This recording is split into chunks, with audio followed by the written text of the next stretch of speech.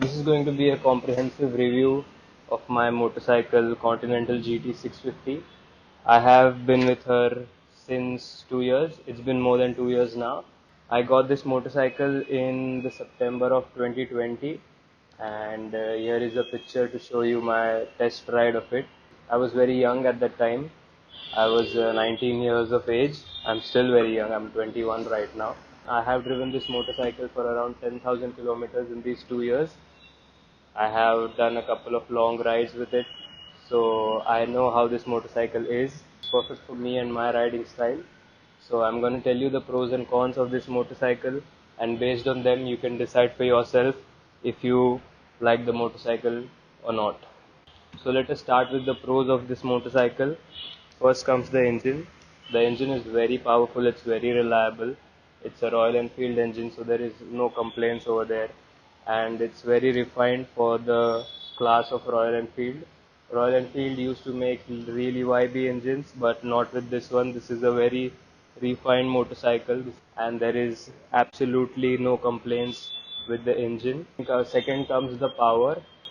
The power band on this motorcycle is really crazy. Like, there is no point where you don't feel the power or the torque of this motorcycle. You don't need to shift the gear down to overtake or anything. You can just pull the throttle and it just flies. The power is really amazing on this motorcycle. The next one is it is very modification friendly. You can customize this motorcycle according to your needs.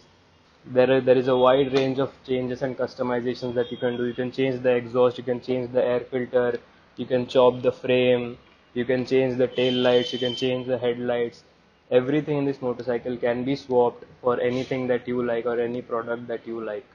So this is a very modification friendly motorcycle. If you want to build a custom motorcycle, this is the one. The seat of this motorcycle is very comfortable. I have ridden this motorcycle for over 400 500 kilometers in a single stretch, and I can say that the seat has not given me any problems. May it be the pillion seat or the rider seat, it has plenty of cushioning. You won't ever feel that your bum is getting hurt. The seat is very soft, so there are no complaints with the seat. And this is not the touring seat, this is the normal seat. If you want extra comfort, you can opt for the touring seat. The throttle response on this motorcycle is absolutely amazing. It's not like your older classic 350s or any of the old Royal Enfields. When I first had the test ride of this motorcycle, I was really shook by the power that this machine threw and the throttle response it had. It's amazing. It's a parallel twin, so you know that it sounds really bassy and really good. For me, the stock exhausts sound extremely nice. I don't feel the need to change them to any other exhaust. But if you want something louder, you can always go for it. There are lots of brands like RRP, Atoms, and AEW exhausts you can go for. Because this bike is heavy, it weighs around 200 kilos. This bike always stays planted on the highways. No matter how fast a car or a truck goes by you, it will not leave its lane. It sticks to the road and gives a lot of confidence while doing straights. The ground clearance of this motorcycle is also great. I have not scraped the bottom of my bike on any speed bumps or anything of that sort. It has a lot of ground clearance. The gearbox on this motorcycle is also very amazing. It has precise shifts and the travel is very small, so you can do precise quick shifts without any issue. Surprisingly, the bike gives a good mileage on the highways. On the highways you can get around 30-35 kilometers per liter, which is very good considering it's a 650cc Royal Enfield engine. So these were the list of the pros. Now let's come to the cons. I won't say the issues that this motorcycle has are major.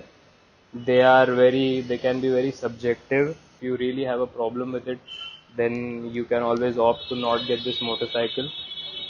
The front suspensions on this motorcycle are very soft. You can say they are weak for a 650cc. While doing cornering, they don't give a lot of confidence. They can plunge a lot in braking, and they do absorb the shocks really well, but they are a little soft, and they are coupled with a really hard rear suspension. So the rear suspensions are really hard, and they can be a issue if you're doing off-roading or there is a bad patch of road, you really have to go slow. You can't really go very fast because you will feel each and every bump of the road on your bum because of the rear being very hard. I ride this motorcycle on the softest setting, uh, which is livable. So this is a 650cc air-cooled engine. So there is no oil cooling in this motorcycle. There is no fan provided in this motorcycle. This engine will heat a lot. And when I say a lot, I mean a lot. You can feel the heat on your legs. You can feel it coming to your bum as well. So when you are in traffic, this machine is going to heat. In stop and go traffic, you have to take care of your legs, otherwise you're going to end up getting a burn. But on the highways or whenever you're freely riding where there is no traffic, this machine does not heat at all. You won't feel the heat. The clip-ons on these motorcycle can become painful for you if you don't have strong shoulders and strong back, because what happens is when you are riding, see, this is how you are going to ride the motorcycle most of the time. So when you are in this position, most of your weight comes on your wrist and your lower back. It's not on your bum. When you're sitting like this, you don't feel any pain on your shoulders or your wrists. But when you're sitting like this, every bump you feel, you're going to get a jerk over here or over here. So if that's something you're really worried about, then you should go for the Interceptor and not the GT. I like the stance of this motorcycle. I've gotten used to the clip-ons being hurtful to my wrists and my shoulders, so I don't feel the pain anymore. The next con is the weight of the motorcycle. This is a really heavy motorcycle. So in spite of it being really planted while going on highways, you can fall while making a turn. You can tip the bike over because of the weight. And when you are turning, make sure that you don't brake suddenly, because then the motorcycle will definitely fall. When I was new with this motorcycle, I have dropped it 3 4 times. I had to get used to the weight and the turning radius, but after a certain point of time, it's a piece of cake. Once you get used to it, there is no issues with it. This is the most important point that I'm going to tell you, which is the maintenance of this motorcycle. I'm not talking about servicing your bike or anything. I'm talking about maintaining your bike.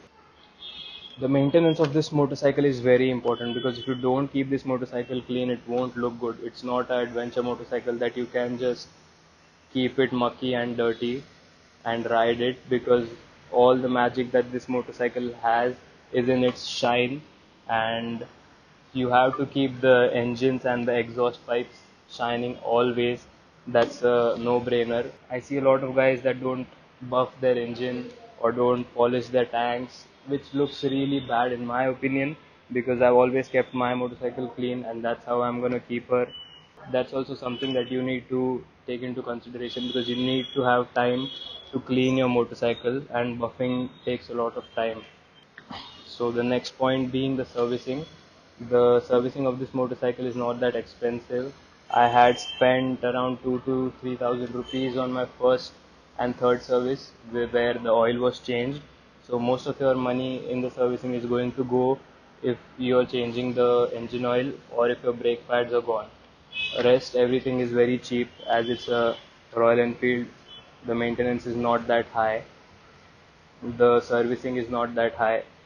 According to me, according to my opinion, that this is the perfect motorcycle. It looks absolutely stunning, has a lot of power for my riding style, and I love the aggressive stance on this. I don't like how the Interceptor stance is. I think it's made for older people. I am quite young, so for me, this aggressive stance suits the best. So I have no issues with the maintenance of this motorcycle as well, because I like doing those things. I like keeping my bike clean. Even on longer rides, I had went to Gujarat once, and even on those highways, I never felt any lack of power for the Indian roads. This is a very planted machine, and it sounds absolutely sweet. It does not have a ton of technology because it's a retro motorcycle. It does not have the modern displays and all. I don't really need those technology views. Is some. So what happened here is that the audio just cut off. As you can see, it did not record any fucking thing over here. Come on, man. Anyways, what I wanted to say was that this motorcycle lacks a lot of the new technology and a lot of the comfort with the that comes with the monoshock and the upside down forks, but I am ready to sacrifice all of those things for the looks and for the power of this machine.